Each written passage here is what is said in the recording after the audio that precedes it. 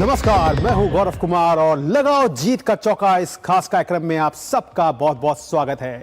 तो जिस तरह की उम्मीद थी टीम इंडिया से, उसका प्रदर्शन जो है वो टीम इंडिया ने ग्रुप स्टेज के अपने पहले 3 मुकाबले में बखूबी निभाया है और पाकिस्तान के खिलाफ मिली 61 रन की जीत ने इस तेजी को एक नया आयाम भी दिया है। लेकिन आज मुकाबला नीदरलैंड्स के खिलाफ है और पूरी दुनिया, या कह सकते हैं कि जो भी भारत के क्रिकेट प्रेमी हैं, सबकी निगाह इसी पर लगी हुई है कि आज का मैच जीत करके टीम इंडिया जीत के चौके के साथ सुपर 8 में जाए। तो आइए शुरुआत करते हैं अपने इस खास कार्यक्रम की।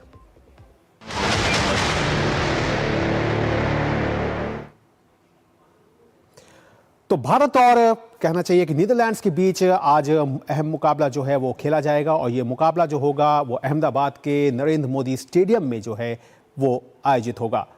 भारतीय टीम अच्छे रंग में दिख रही है। टीम ने अपने पहले 3 मुकाबले जो हैं वो जीते हैं और सिर्फ लीग चरण का आखिरी मुकाबला नहीं बल्कि सुपर 8 से पहले अपनी तैयारियों को भी कहीं ना कहीं भारतीय टीम इसे अंतिम रूप देना चाहेगी। T20 क्रिकेट विश्व कप में सुपर 8 में जगह बनाने के बाद भारतीय टीम अपने आखिरी ग्रुप मैच में 18 फरवरी को नीदरलैंड से भिड़ेगी।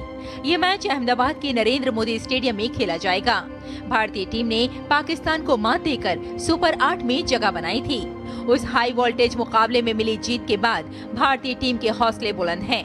नीदरलैंड्स के खिलाफ मैच का ज्यादा महत्व तो नहीं है, लेकिन T20 विश्व कप में किसी भी टीम को हल्के में नहीं लिया जा सकता। वैसे भी इस विश्व कप में कुछ उलटफेर देखे जा चुके हैं और भारतीय टीम किसी भी तरह के उलटफेर से बचते हुए विजयी सिलसिले को जारी रखना चाहेगी। सुपर 8 स्टेज के शुरुआत से पहले भारतीय टीम आखिरी मैच में अपनी बेंच स्ट्रेंथ आजमाना चाहेगी। वहीं जसप्रीत बुमराह को आराम दिया जा सकता है। नीदरलैंड्स की बात करें तो नीदरलैंड्स की टीम उलटफेर के लिए जानी जाती है। 2022 के T20 विश्व कप में नीदरलैंड्स ने दक्षिण अफ्रीका को मात देकर टूर्नामेंट से बाहर कर दिया था। इस टूर्नामेंट के पहले ही मैच में नीदरलैंड्स ने पाकिस्तान को मुश्किल में डाल दिया था। वे नजदीकी अंतर से मैच गंवा बैठे थे, लेकिन टीम की क्षमता को लेकर कोई संदेह नहीं किया जा सकता। नामीबिया के खिलाफ टीम ने 7 विकेट से जीत दर्ज की। हालांकि अमेरिका के खिलाफ उन्हें मात मिली। टीम जाते जाते भारत के खिलाफ भी शानदार प्रदर्शन करना चाहेगी। रिकॉर्ड्स पर नजर डालें तो ये दोनों टीम 2022 के T20 विश्व कप में भी आमने सामने हुई थी। सिडनी में खेले गए इस मुकाबले में भारतीय टीम ने 56 रन से जीत दर्ज की थी। नरेंद्र मोदी स्टेडियम में भारत ने कुल 8 T20 मैच खेले हैं, जिसमें से 6 में टीम को जीत मिली, वहीं 2 में हार का सामना करना पड़ा। अहमदाबाद की पिच अब तक हाई स्कोरिंग रही है, लेकिन हाल के मुकाबले में 200 रन का आंकड़ा पार करना आसान नहीं रहा। ऐसे में मुकाबला दिलचस्प होने की उम्मीद है। भारतीय टीम अपनी बेंच स्ट्रेंथ को आजमाना चाहेगी। वहीं सुपर 8 में भारत को यहां दक्षिण अफ्रीका के खिलाफ मैच खेलना है और फाइनल भी यहीं हो सकता है। ऐसे में इस मैच के जरिए भारतीय टीम यहां की कंडीशंस को बेहतर तरीके से समझना चाहेगी और एक बार फिर सबका ध्यान अभिषेक शर्मा पर होगा, जो दुनिया के नंबर 1 T20 बल्लेबाज हैं, लेकिन अब तक इस टूर्नामेंट में उनका बल्ला खामोश रहा है। कैमरा पर्सन SP दुबे के साथ सुचित्रा, DD न्यूज, अहमदाबाद। जाहिर तौर पर कॉन्फिडेंस के लेवल पे टीम इंडिया का मोराल जो है वो बिल्कुल हाई है और इस बीच दिल्ली एवं जिला क्रिकेट संघ के सचिव अशोक शर्मा के मुताबिक भारतीय टीम इस समय जिस रंग में है उसकी प्रमुख वजह टीम का एक यूनिट के तौर पर सामने आना है। लीग बेसिस पे प्रदर्शन तो बहुत शानदार रहा है इंडिया का और सुपर 8 में आने के बाद क्या प्रदर्शन उनका रहता है और करोड़ों भारतीयों का उनके साथ दुआ है और हर भारतीय चाहता है कि टीम इंडिया के अंदर रहते हुए कप उठाए, इस कप को बाहर ना जाने दिया जाए। तो सब तरफ से यही आशा करी जाती है, स्पेक्टेटर्स की तरफ से भी, जितने भी भारत के लोग हैं सब चाहते हैं कि इंडिया विन हो और जो कप पिछली बार उन्होंने जीता था इस बार भी वो इंडिया में ही रहे। तो मेरे को तो तुरुप का पत्ता बुमराह की गेंदबाजी को लगता है, जब भी आप उनका विश्लेषण देखेंगे तो रन भी कम होंगे और विकेटें भी होंगी। तो सबसे बड़ी बात है, और फिर जैसा ईशान किशन है, जिस स्टाइल से वो खेल रहे हैं, तो T20 इसी स्टाइल के लिए जाना जाता है। अभी तक के लीग के अंदर जितने भी स्कोर हुए हैं ईशान किशन की तरफ से, हमारा ओपनिंग स्टार्ट अच्छा हो जाता है, मिडिल ऑर्डर में जो प्लेयर आते हैं वो ऊपर के स्टार्ट को देखते हुए नीचे को आगे बढ़ाते हुए जब 20 ओवर पूरा होता है तो उस टारगेट को पूरा करने की कोशिश करते हैं, जिस टारगेट पर उनको बताया जाता है कि यहाँ तक खेलना है। उसके बाद मैच में क्या होता है, फिर आती है बुमराह की बारी। तो बुमराह उस टारगेट को बीट ना करने देने के लिए विपक्षी टीम को रोकते हैं और मेरी नज़र में बुमराह ही तुरुप का पत्ता है। अभिषेक शर्मा हेल्थ की वजह से थोड़े डाउन है और आते आते जब एक बारी रिदम टूट जाता है तो आते आते ही बनता है। और नेक्स्ट मैच में अगर वो खेलते हैं और वो पूरी तरीके से फिट हो जाएंगे तो ऐसा कोई चांस नहीं है जिसके अंदर अभिषेक रन ना करे। और इस मुकाबले पर और ज्यादा बात करने के लिए हमारे साथ स्टूडियो में मौजूद हैं वरिष्ठ खेल पत्रकार राकेश थपलियाल, साथ ही साथ ग्राउंड जीरो पे हमारे साथ मौजूद हैं हमारी संवाददाता सुचित्रा, जो कि अहमदाबाद के नरेंद्र मोदी स्टेडियम के बाहर हैं। तो सीधे सुचित्रा, सबसे पहले आप ही के पास आते हैं और इस बात को जानने की कोशिश करते हैं कि ये स्टेडियम जो है वो काफी अहम रहने वाला है, खासकर इसलिए क्योंकि भारत को सुपर 8 का जो अपना पहला मुकाबला खेलना है साउथ अफ्रीका के अगेंस्ट, वो इसी स्टेडियम मैदान पर खेलना है। इसके अलावा जो फाइनल है वो भी यहीं पे खेला जाएगा। तो कुल मिलाकर के भारतीय टीम की बॉडी लैंग्वेज किस तरह की है और किस तरह से अब टीम जो है वो सुपर 8 के लिए अपने आप को तैयार कर रही है? जी बिल्कुल गौरव, ये जो मुकाबला है काफ़ी अहम होने वाला है भारतीय टीम के लिए। जैसा कि आपने भी बताया कि 2 और अहम मुकाबले भारत को यहाँ पर खेलने हैं। दक्षिण अफ्रीका के साथ सुपर 8 का मुकाबला तो है ही, वहीं फाइनल पर भी नज़र है। फाइनल में अगर पहुंच जाती है टीम इंडिया तो एक बार फिर यहीं पर खेलना पड़ सकता है। इसलिए इस मुकाबले को लेकर टीम बहुत गंभीर है। और अगर टीम की बॉडी लैंग्वेज की बात करें तो कल का जो प्रैक्टिस सेशन था टीम का, उसमें हमने देखा कि किस तरह से इस मैच को लेकर टीम का जो इंटेंशन है वो कितना स्ट्रॉन्ग है। खासतौर से अभिषेक शर्मा जो अब तक इस टूर्नामेंट में कुछ खास नहीं कर पाए हैं, एक मैच में बीमार होने की वजह से नहीं खेले, 2 मैच में 0 पर आउट हो गए। तो कल अभिषेक ने नेट्स पर जमकर पसीना बहाया है और तरह तरह के जो गेंदबाज हैं नेट्स पर उन्होंने आजमाए। और जो क्राउड देखने के लिए आया था टीम की प्रैक्टिस को, तो अभिषेक शर्मा कल प्रैक्टिस में भी सबके आकर्षण का केंद्र बने रहे। और भारतीय टीम मैनेजमेंट और भारत के जो भी प्रशंसक हैं वो भी यही चाहते हैं कि अभिषेक शर्मा जल्दी ही फॉर्म में वापसी करें, क्योंकि सुपर 8 में और उसके बाद सेमीफाइनल फाइनल में भारत को अभिषेक शर्मा की ताबड़तोड़ बल्लेबाजी की बहुत ज़रूरत है, जिसके लिए वो जाने जाते हैं। और अहमदाबाद में इस मैच को लेकर काफ़ी क्रेज़ है। शाम 7 बजे मैच शुरू होना है, लेकिन हम देख सकते हैं कि अभी से ही फैंस ने आना शुरू कर दिया है। यहाँ पर 2 नन्हे फैंस हमारे साथ हैं जो कि मुंबई से ये मैच देखने के लिए आए हैं। तो आज के मैच से क्या उम्मीद है आपको और कौन आपका फेवरेट प्लेयर है? ईशान किशन। और क्या लग रहा है आज के मैच में क्या होगा? इंडिया जीतती है। तो अहमदाबाद में ये मैच है, लेकिन हम ऐसे कई फैन से मिले जो कि काफ़ी लंबी दूरी तय करके आए हैं इस मैच को देखने के लिए। तो भले ही नेदरलैंड जैसी कम अनुभवी टीम के खिलाफ मैच हो, लेकिन जब भी भारतीय टीम मैदान पर उतरती है तो प्रशंसकों के जोश में कोई कमी नहीं होती है। और ऐसा ही जो उत्साह है दर्शकों का वो देखने को मिल रहा है आज के मैच को लेकर। जी, जाहिर तौर पर कोई कमी नहीं देखने को मिलती और ये हमने देखा, चाहे नामीबिया के खिलाफ मुकाबला रहा हो, चाहे अमेरिका के खिलाफ मुकाबला रहा हो, या अब नीदरलैंड्स के खिलाफ मुकाबले की बात करें। अब रुक कर लेते हैं अपने मेहमान वरिष्ठ खेल पत्रकार राकेश थपलियाल का। राकेश जी, आपसे जानना ये जरूर चाहेंगे कि एक मौका ये एक और मिल गया है सुपर 8 से पहले टीम को अपनी ताकत को परखने का, बेंच स्ट्रेंथ को टटोलने का। तो क्या लगता है कि आज आपको एक चेंज जो है वो यहाँ पे देख रहे हैं? क्या आपको लगता है कि अर्शदीप की एंट्री होगी और कुलदीप आज बाहर जाएंगे? नहीं, बिल्कुल देखिए चेंज हो सकता है, चेंज क्योंकि पिच के मुताबिक भी होगा। और एक अच्छी बात है कि एक मैच पहले ही हम सुपर 8 के लिए क्वालिफाई कर चुके हैं और इस मैच में हम कुछ एक्सपेरिमेंट भी कर सकते हैं। और जो बेंच टेस्ट, जैसा आपने कहा कि उनको मौका भी यहाँ पर दिया जा सकता है। हो सकता है कि जसप्रीत बुमराह को यहाँ पर रेस्ट दे दिया जाए, अर्शदीप को खिला लिया जाए और साथ साथ अपने मोहम्मद सिराज को भी मौका दिया जा सकता है। लेकिन जो सबसे महत्वपूर्ण बात वो यही है कि जो टॉक ऑफ द टाउन क्या टॉक ऑफ द वर्ल्ड है क्रिकेटिंग वर्ल्ड के अंदर, कि अभी अभिषेक शर्मा कब अपना यहाँ पर जलवा दिखाएंगे। मैं एक भारतीय होने के नाते मुझे एक लगता है कि चलो अच्छा है, अभी तक उन्होंने कुछ नहीं किया है, 2 मैचों में 2-0 उन्होंने बनाए, लेकिन जो अब आगे के जो टफ मैचेस आ रहे हैं उसमें अगर अभिषेक का बल्ला चलना भारतीय टीम के लिए बहुत ज़रूरी है। क्योंकि वो एक ऐसे बल्लेबाज है कि देखिए इतना उनका नाम है, पिछली सीरीज़ों में जो उन्होंने रनों का अंबार लगाया और जिस तरीके से मैच का रुख पलटा है, जिस तरीके से अपने बल्लेबाजी से एक दहशत का माहौल विपक्षी टीमों में बनाया है, तो उससे उनकी जो फैन फॉलोइंग है पूरे क्रिकेटिंग वर्ल्ड के अंदर इस समय छाई हुई है। इस वर्ल्ड कप के अंदर अगर किसी बैट्समैन के नाम पर चर्चा हुई है तो वो अभिषेक शर्मा से जितनी चर्चा किसी और बल्लेबाज पे नहीं हुई है। हालांकि उन्होंने 2 मैच खेले, दोनों में शून्य बनाया है और पिछले 6 में से 4 मैचों में उनके शून्य हैं। उसके बावजूद उनकी इतनी ज़बरदस्त फैन फॉलोइंग, तो सब लोग चाहेंगे कि अहमदाबाद के अंदर नरेंद्र मोदी स्टेडियम में उनके बल्ले का जलवा जो है वो दिखाई दे।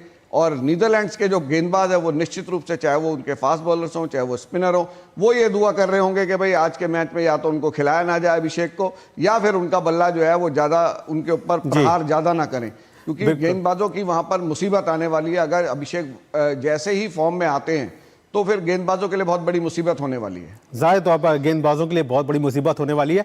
आप दोनों से हम चर्चा जारी रखेंगे, लेकिन इससे पहले देख लेते हैं कि सुचित्रा का जो वॉक थ्रू है, यानी कि एक स्टेडियम के बारे में उन्होंने जो जानकारी दी है, यानी कि अहमदाबाद के नरेंद्र मोदी स्टेडियम को लेकर के उनकी क्या कुछ रिपोर्ट है, उसको जान लेते हैं आइए जल्दी से। T20 क्रिकेट विश्व कप में भारतीय टीम अहमदाबाद के नरेंद्र मोदी स्टेडियम में पहली बार खेलने जा रही है। T20 में अगर भारत के रिकॉर्ड्स की बात करें तो ये मैदान भारत के लिए काफ़ी भाग्यशाली रहा है। भारतीय टीम ने यहाँ पर 8 T20 मैच खेले हैं, जिनमें से 6 में टीम इंडिया को जीत मिली, वहीं 2 में उसे हार का सामना करना पड़ा।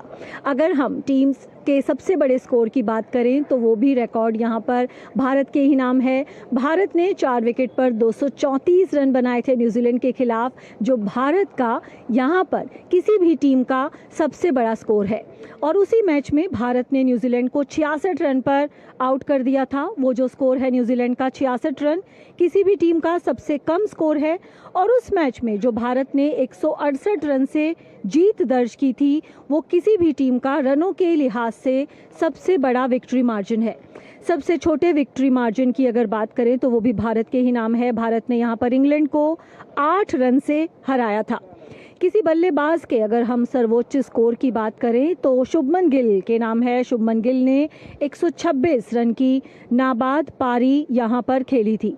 और किसी बल्लेबाज के अगर सबसे ज़्यादा रन बनाने की बात करें तो ये रिकॉर्ड भारत के दिग्गज बल्लेबाज विराट कोहली के नाम है, जो भी T20 क्रिकेट तो नहीं खेलते हैं, लेकिन जब भी बात आती है किसी भी मैदान की, किसी भी रिकॉर्ड की, तो विराट कोहली हर जगह नज़र आते हैं। 258 रन विराट कोहली बना चुके हैं इस वेन्यू पर।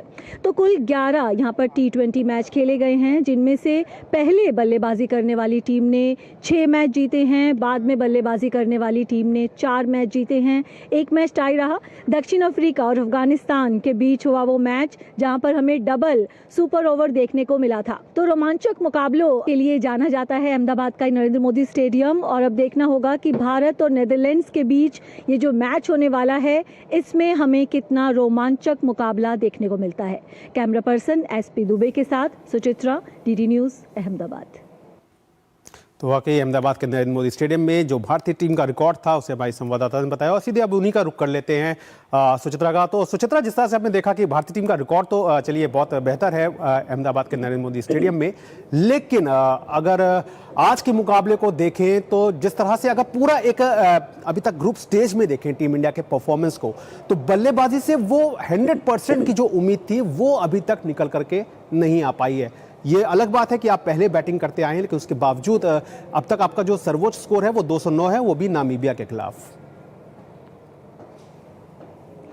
जी बिल्कुल गौरव, टीम के जो बल्लेबाजी कोच हैं सितांशु कोटक, उनसे भी यही पूछा गया था कि जिस तरह की बल्लेबाजी के लिए टीम इंडिया जानी जाती है, वैसी बल्लेबाजी अब तक देखने को नहीं मिली है इस विश्व कप में। भले ही टीम जीतती आ रही है तो टीम को डिफेंड करते हुए नजर आए। उन्होंने कहा कि टीम ने परिस्थिति के मुताबिक बल्लेबाजी की है। अमेरिका के खिलाफ जब 77 रन पर 6 विकेट गंवा दिए थे, वहां पर जो पारी थी सूर्य कुमार यादव की, तो बहुत ज़्यादा चौको छक्कों वाली पारी नहीं थी, लेकिन परिस्थिति के हिसाब से वो पारी खेली गई थी। उसके बाद हम जानते हैं कि पाकिस्तान के खिलाफ भी जो मैच था, ईशान किशन की अगर एक पारी को छोड़ दें तो बाकी जो बल्लेबाज थे संयमित पारी खेलते हुए नजर आए, लेकिन फिर जो कोलंबो का जो ट्रैक भी था वो भी उस हिसाब से बिल्कुल सुचित्रा, जाहिर तौर पर एक कमियां जो है वो टटोलने का यही सही वक्त है और ये मुकाबला शायद सबसे अहम है। चलते चलते अपने जो मेहमान हैं उनसे भी एक छोटा सा सवाल कर लेते हैं कि आप की क्या राय है, सुपर 8 में जाने से पहले टीम इंडिया को किन किन बातों का विशेष ध्यान रखना होगा, क्योंकि वहां का शेड्यूल आ चुका है। पहला साउथ अफ्रीका, दूसरा जिम्बाब्वे और तीसरा वेस्ट इंडीज के खिलाफ आपका मुकाबला है। देखिए, जैसी डिमांड हो रही है ना कि बड़ा स्कोर होना चाहिए, इस वर्ल्ड कप में अभी तक 213 का स्कोर है जो कि इसी नरेंद्र मोदी स्टेडियम में बना है। तो 213 के स्कोर को आप पार करो, आप यहाँ पे 234 रन बना चुके हैं।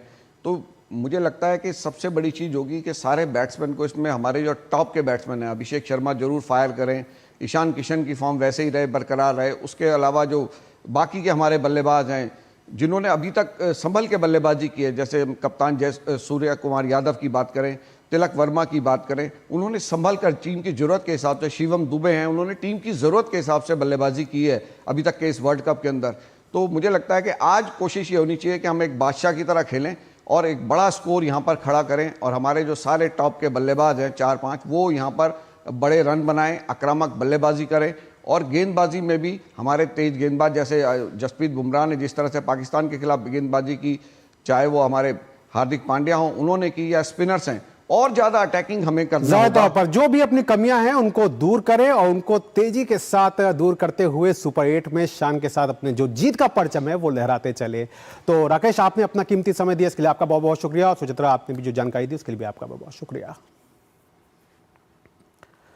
तो आइए, ये तो हमने मेहमानों से जान लिया कि क्या क्या दिक्कतें हैं, लेकिन इस वीडियो वॉल के जरिए भी समझ लेते हैं कि असल में दिक्कत क्या होगी। सुपर 8 से पहले जो अहम सवाल हैं, वो सबसे बड़ा सवाल यही है कि अभिषेक शर्मा का जो परफॉर्मेंस है वो सबसे बड़ा सवाल जो है वो बना हुआ है कि पिछली 2 पारियों में वो 0 पर आउट हुए हैं। लेकिन इससे भी ज्यादा चिंता की बात यह है कि पिछली 6 पारियों में अगर देखा जाए तो 4 बार वो 0 पर आउट हुए हैं, यानी कि जो पावर प्ले है उसमें उनको किस तरह का खेल देखना चाहिए, दिखाना चाहिए, वो अभी तक शायद कहीं ना कहीं अब उसकी समीक्षा की जरूरत पड़ गई है। नीदरलैंड्स के खिलाफ करें तो ये एक बड़ा मौका होगा, यहां से वो अपने कॉन्फिडेंस को भी हाई कर सकते हैं और खुद को एक नए तरीके से ला सकते हैं। साथ ही साथ सबसे बड़ी बात क्या है कि 2024 से T20 इंटरनेशनल में स्पेन के खिलाफ अगर उनके रिकॉर्ड को देखें तो वो 206.59 का स्ट्राइक रेट जो है वो देता है, और शायद यही बात है कि सितांशु कोटक ने अभिषेक शर्मा पर भरोसा जताया।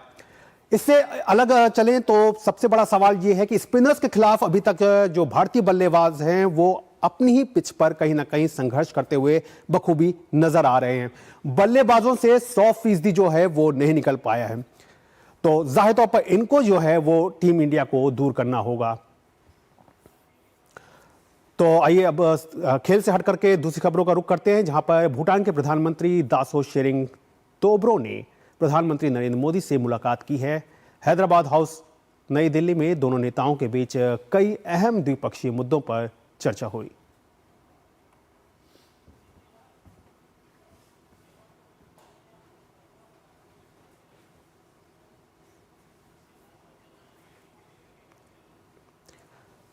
तो जाहिर तौर पर एक बड़ी मुलाकात है ये। भूटान के प्रधानमंत्री दासो शेरिंग तोब्गे ने प्रधानमंत्री नरेंद्र मोदी से मुलाकात की है,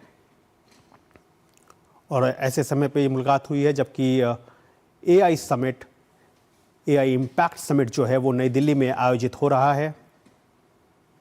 नई दिल्ली स्थित हैदराबाद हाउस में दोनों नेताओं के बीच ये मुलाकात हुई। PM मोदी और भूटान के PM दासो शेरिंग तोब्गे की ये मुलाकात रही।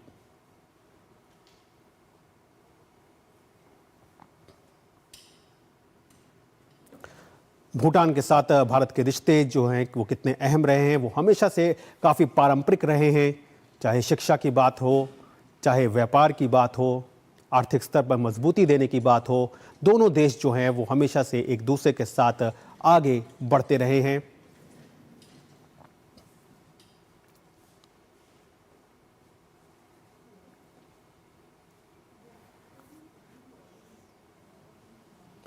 तो नई दिल्ली स्थित हैदराबाद हाउस में भूटान के PM दासो शेरिंग तोब्गे की ये मुलाकात हुई है प्रधानमंत्री नरेंद्र मोदी के साथ।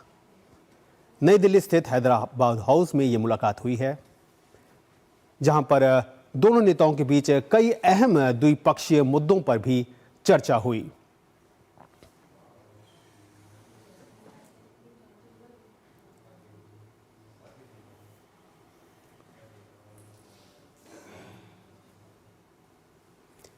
पीएम मोदी और भूटान के पीएम दाशो शेरिंग तोब्गे की मुलाकात के ये जो दृश्य हैं वो आप देख रहे हैं। और नई दिल्ली स्थित हैदराबाद हाउस में इन दोनों नेताओं के बीच मुलाकात हुई। भूटान के साथ भारत के सांस्कृतिक और ऐतिहासिक रिश्ते जो हैं वो हमेशा से रहे हैं और उन्हीं रिश्तों को एक नई मजबूती देती ये मुलाकात।